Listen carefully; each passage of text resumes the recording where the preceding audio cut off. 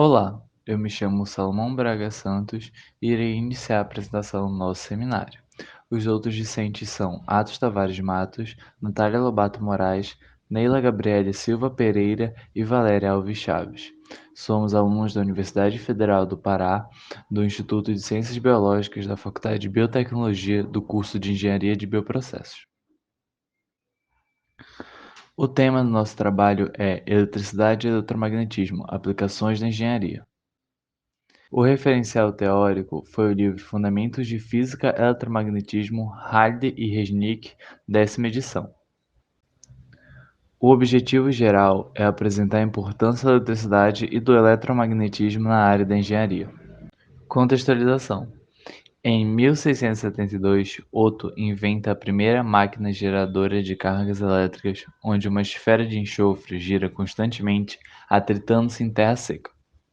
No século XVIII, foi feita a experiência de Luigi Aloisio Galvani, em que potenciais elétricos produziam contrações na perna de uma rã morta.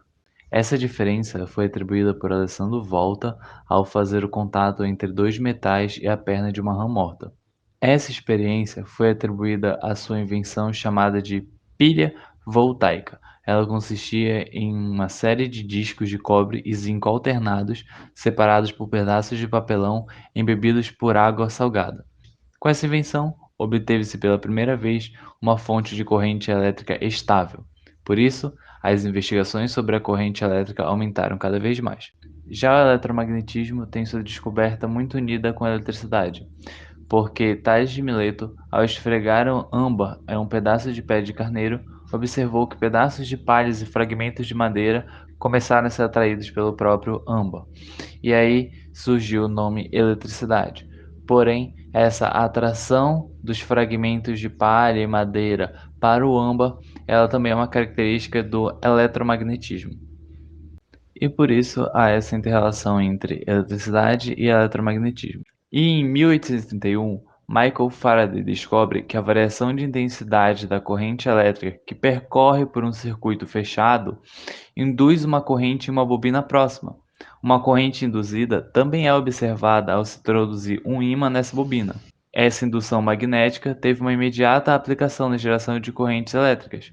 E uma bobina próxima ao ímã que gira é um exemplo de um gerador de corrente elétrica alternada.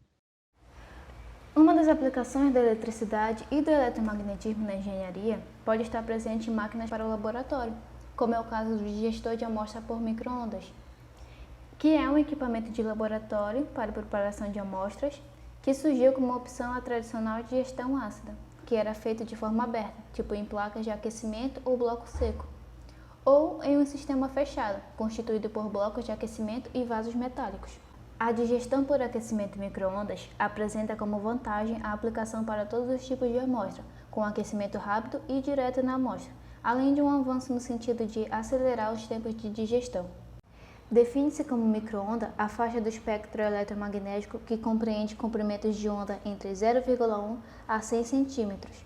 Para digestões assistidas por microondas, explora-se a absorção dessas, ou seja, o material absorve total ou parcialmente a radiação.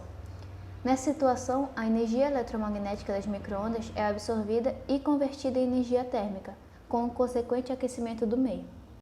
Para explicar melhor o aquecimento dielétrico, ele é o fenômeno de aquecimento por microondas, que é obtido quando se irradia o material a ser aquecido com ondas eletromagnéticas, a energia não ionizante. A transformação da energia eletromagnética em calor no interior do material ocorre pela migração iônica e a rotação dipolar. A rotação dipolar pode ser dada quando uma molécula polar ela é inserida em um campo elétrico, e por conta disso ela tende a girar no sentido do campo. Logo, as ondas de microondas rotacionam as moléculas que colidem umas com as outras, transferindo energia e aumentando sua agitação, com o consequente aumento da temperatura. O outro mecanismo é a migração iônica, que é a migração de íons no interior da amostra orientado pelo campo eletromagnético. Essa corrente de íons encontra resistência no seu deslocamento, originando perdas que aquecem a amostra. O digestor, usado no aquecimento de amostras para diversas aplicações analíticas, consiste de 7 componentes básicos: o gerador de microondas, chamado de magnetron, o guia de ondas, o distribuidor de ondas, que também na realidade é um refletor rotatório, a cavidade das microondas, o frasco de reação e a bandeja giratória, usada para fixar os frascos de reação. Na imagem, nós podemos ver a radiação produzida pelo magnetron sendo transportada através do guia das microondas para a cavidade, onde ela é distribuída pelo distribuidor e circulador em direções específicas, que permitem uma maior irradiação da zona próxima ao centro da cavidade. A bandeja giratória permite expor a amostra a uma radiação homogênea e reprodutível. O magnetron é uma combinação de um ânodo, um cátodo e uma série de cavidades de ressonância, todas arrumadas em uma geometria cilíndrica. Para iniciar o funcionamento do componente, é preciso aquecer o seu cátodo, o que é feito, no caso do magnetron, aplicando-se uma tensão elétrica de aproximadamente 3 volts em seu filamento. O cátodo aquecido libera os elétrons que são atraídos pela placa através de uma alta tensão, 0 volts na placa e menos 4.000 volts no cátodo. Ao redor do magnetron estão dispostos 2 ímãs, criando um campo eletromagnético, com o objetivo de fazer com que os elétrons girarem em alta velocidade em volta das pequenas cavidades da placa. Estas cavidades, por sua vez, funcionam como bobinas e capacitores em paralelo, o que forma um circuito ressonante sintonizado em 2.450 MHz.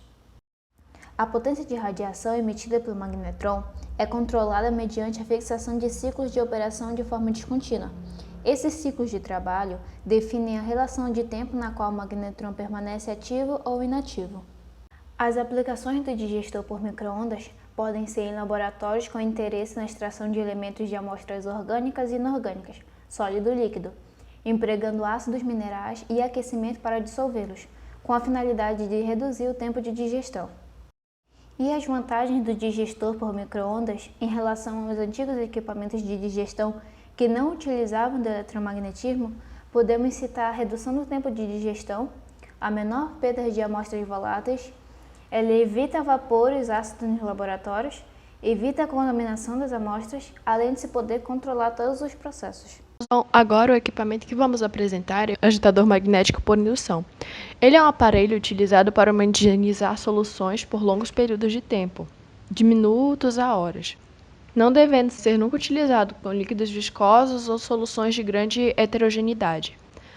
Ele é composto por uma placa onde se coloca a solução a ser agitada e onde também se controla a intensidade da agitação pretendida.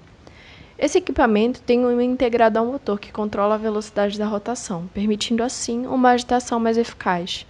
O ímã atua na barra magnética de agitação, mais conhecida como peixinho. Essa barra magnética costuma ser revestida de uma camada de téflon, que evita que reaja ao ímã.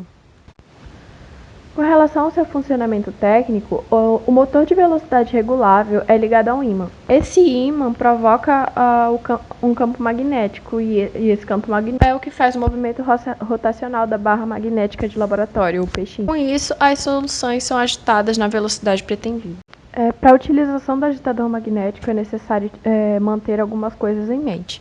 Deve ser sempre utilizado a barra magnética e um becker de vidro para agitar as soluções. O tamanho da barra magnética deve ser apropriado para o tamanho do becker e para a quantidade de solução a ser agitada.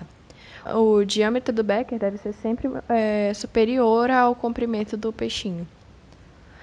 A posição do becker de vidro no agitador magnético é importante. Ele deve estar sempre centralizado para garantir um movimento constante e homogêneo. Além de começar a girar o botão de potência de agitação devagar, para que a barra magnética não se agite muito rápido e quebre a vidraria por acidente. Agora, sobre as aplicações do agitador. Em laboratório, ele é geralmente utilizado em soluções de pequena escala de baixa densidade, geralmente um becker de no máximo 500 ml, nada muito superior a isso. É usado para biocombustíveis que precisam ser oxigenados continuamente, a produção de óleos essenciais, entre outros experimentos que precisam de uma agitação contínua e levem algum tempo para serem finalizados. Em análises físico-químicas, como determinar índice de acidez, ele também pode ser utilizado. Apesar de ser um experimento mais rápido, que possa ser feito à mão, pode ser feito também com o agitador magnético. Através desse infográfico de nuvens de palavras, a gente pode concluir que tanto a eletricidade quanto o eletromagnetismo apresentam interligações e são fundamentais para as engenharias. Inclusive, podemos citar a engenharia de bioprocessos, que a maior parte de suas análises, ferramentas e aparelhos precisa da eletricidade e do eletromagnetismo para funcionar. Então, essa foi a nossa apresentação do seminário da matéria de Eletricidade e Eletromagnetismo. Obrigado pela sua atenção e aqui estão as referências do nosso trabalho.